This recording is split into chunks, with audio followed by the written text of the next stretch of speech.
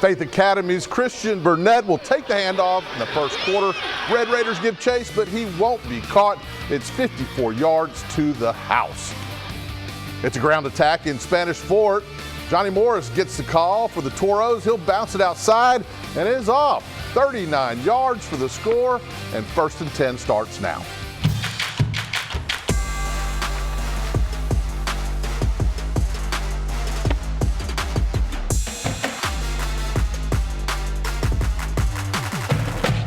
Just 2 weeks left in the high school football season and the playoffs will begin.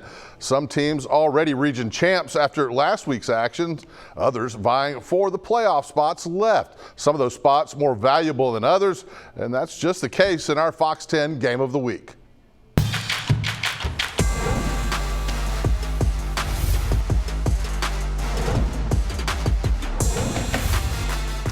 McGill-Tulane and Spanish Fort came into tonight with identical region records at 5-1. That one loss also to the same team, region champion Saraland. Up for grabs tonight, the second spot and home field to open up the playoffs. A lot on the line tonight on the hill in Spanish Fort. Let's bring in our own Dacian Smith. Dacian Smith is live. This one wrapped up a short time ago. Dacian, we were expecting some fireworks tonight. Well, I bet it just didn't disappoint you, did it? Yeah, Hal, that's right. Both teams actually put up over 50 points last week, and you and I were actually at this game last year at the Lip. Both teams went back and forth, trading touchdowns the entire second half, so thought we were going to be in for a little bit of that tonight, but not so much. Take a look. Senior night at the Hill. The Toro seniors looking to put on a show for the home fans tonight against McGill-Tulane. Second drive for the Yellow Jackets. Aaron Carabin drops back, but he's sacked and fumbles. The Toros recover and take it at the 10-yard line. Next play for Spanish Fort. Brendan Bird keeps it and goes straight up the middle for the game's first score. Toros lead 7-0. First play of the second quarter, the Toros driving again. Johnny Morris finds some space and breaks off a 19-yard touchdown run. The Toros now lead by 2 scores. Yellow Jackets looking to respond. Carabin finds Javaris Jenkins, but Jalen Mason is there with the hit and jars the ball loose. Byron Broughton recovers, and the Toros get their second takeaway of the night, and they make it count. First play of the drive, Morris bounces it to the outside, turns the corner, and he's gone. 39 yards for his second touchdown of the night. Yellow Jackets with the ball midway through the second quarter. Carabin gets it to Braylon McReynolds, who runs through the tackle and takes it up the sideline before getting run out near midfield. McGill moves it down the field, and McReynolds fights his way up the middle for the touchdown to put the Yellow Jackets on the board. But not to be outdone, time winding down in the half, Bird throws a strike to Cameron Jackson. Double coverage doesn't matter. He makes the catch, and the Toros take a 3-touchdown lead into halftime. And let's take a look at that final score. Both teams adding fourth quarter touchdowns. Spanish Fort pulling out a 35-14 win. Now, one of the hardest things to do this season for anybody really is slowing down running back Braylon McReynolds for McGill-Tulane. He's had games of over 300 yards, 200 yards, 100 yards, you name it. But Spanish Fort was able to keep him in check, only scoring that 1 touchdown in the first half. Earlier, we caught up with head coach Ben Blackman, who talked about what it took for his defense to slow him down. Yeah, you know, he's a great back. We knew we had a challenge for him. We knew he was going to get his yards, and we just couldn't let him, make the big home run hitters. And, I was really proud of them. They played really hard, played with emotion, energy, and that's what we've been preaching to them. Now, speaking of home run hitters, Spanish Fort running back Johnny Morris having a great game himself. 3 touchdowns on the night. Spanish Fort, again, getting that win here tonight. They will host a playoff game in the first round in a couple weeks. But before that, they have one more game against DAPHNE next week. So, Hustlin', how that does it here at the Hill. Tell us, how'd the rest of the night go as we get ready for the end of this playoff push? You know I will, Dacian. Thanks a lot. Yellow Jackets hitting the road again next week to wrap up the season in Dothan. Spanish Fort will also travel, but just across I-10 to take on DAPHNE in a non-region but huge rivalry game. On to more of tonight's action. A 7A matchup in Theodore where the Bobcats hosted Foley. Theodore with just 1 region loss to Fairhope and alone in second place. The Lions record 3-4 in the region and looking to shake up the standings. Let's get to the action. It was senior night tonight. A lot of the players walking with their families, getting ready for a big night on the field, and we had one. Kirsten Rogers right here with a 15-yard touchdown run. Extra point was no good. Rogers again here. This will be a 25-yard score, just doing what he does best, muscling his way in for the score. Now, we did get a little air action as Tavares Pogue to Raheem Quincy. And this is big, a little short pass, but man, he is off for 70 yards after the catch on this one. Theodore, big tonight, 51-14 over Foley. Now, Daphne also traveled out to Baker, West Mobile. Baker trying to get a win on homecoming night tonight out in West Mobile. This is a big 7A matchup. Daphne moving on their open possession, and Carl Lacey, he's picked off by Kevin Beckham. He's going to take this one back. Is he going to go all the way? Looks like it.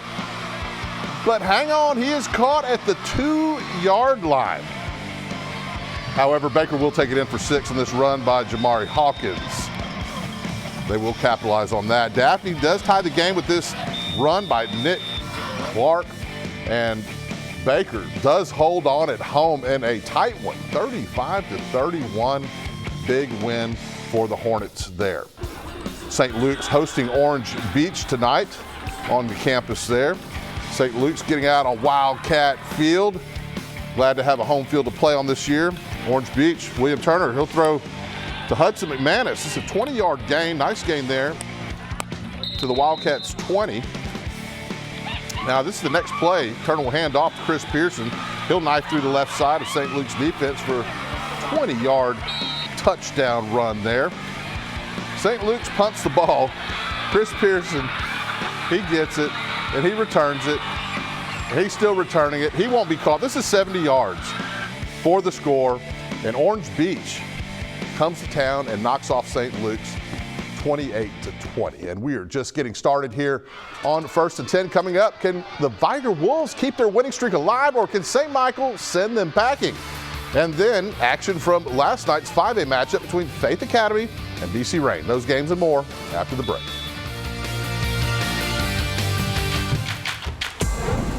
The 1st and 10 scoreboard is sponsored by New Horizons Credit Union. Viger and the Wolfpack made the trip to Baldwin County tonight. The 5-2 St. Michael's Cards would need to step up big at home to beat the undefeated Wolves and climb out of a 4-way tie for 2nd place in a 4A Region 1. Let's take it to the Majorsfield to pair up for the action there. Cardinals coach Phillip Rivers, he's giving his quarterback some tips, and it worked. Josh Murphy, he'll roll right and finds Calvin Karen in the end zone. That puts St. Michael's up early in this one. Viger would try to answer, though. Anthony Mix, he looks deep, throws deep, and it's caught by Jerry Graham.